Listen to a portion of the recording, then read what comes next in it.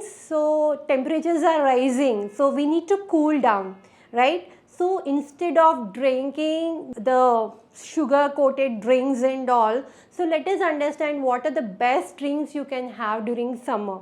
And ORS kuda man chaala mandi teeskuntu untaru. Better you take the ORS which is having WHO formula in it.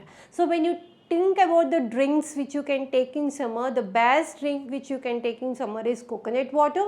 It has potassium, magnesium. It will help you to reduce your cramps and it helps you to correct your dehydration. The second better drink to have is buttermilk, which also gives you a cooling effect and it is a probiotic effect. The third one is lemonade, water with lemon. It's contain vitamin C. It helps you to keep you hydrated. Jal jeera, I think it's a very famous drink where you have jeera and water mixed together.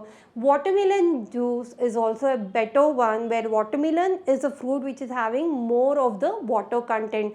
So friends, instead of drinking the drinks like cool drinks or flavored drinks, come let us drink more natural drinks which gives you lot of hydration, water content, along with it minerals and vitamins. Thank you.